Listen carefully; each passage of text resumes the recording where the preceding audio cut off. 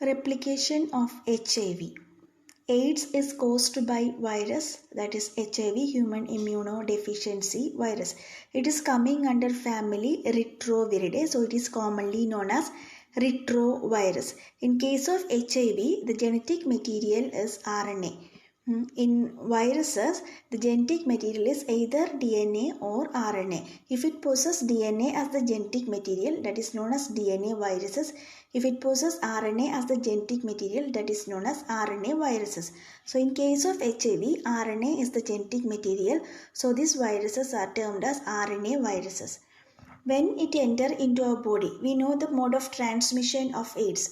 It is transmitted through unhygienic sexual contact or sexual contact with infected person or infected mother to fetus, or through blood transfusion, or through infected needles. These are the different mode of transmission of AIDS. So when it enters into our body, it reaches the cell. In the cell, specific receptors are present. So it bind with the receptor. It remove the protein coat. It has a genetic material RNA. It is surrounded by a protein coat that is known as capsid, and this capsid is made of small subunit known as capsomere. So when it bind with the specific receptor on the cell, it remove the capsid.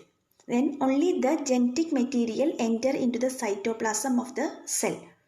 Then in the cytoplasm, this viral RNA that is transcribed, that means reverse transcription.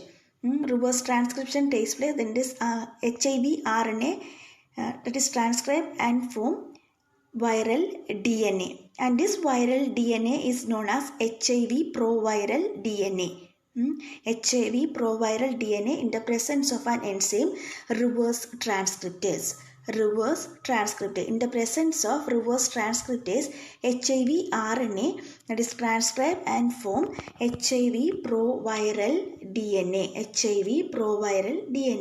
After the formation of this DNA, it is transported to the nucleus.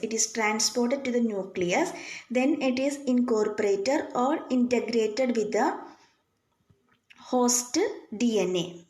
Then this DNA, viral DNA, that is integrated with the host DNA with the help of an enzyme viral integrase.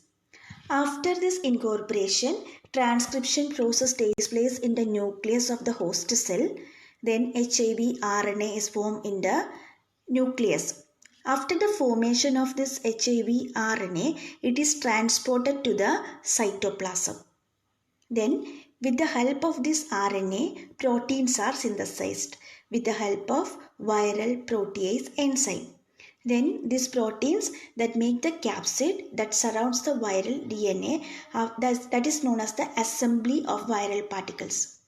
Then after the formation of this new viral particle, maturation takes place.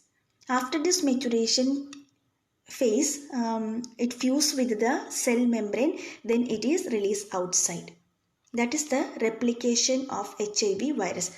After the formation of these new viral particles, it is released from the cell. Then after that, it infects other T lymphocytes.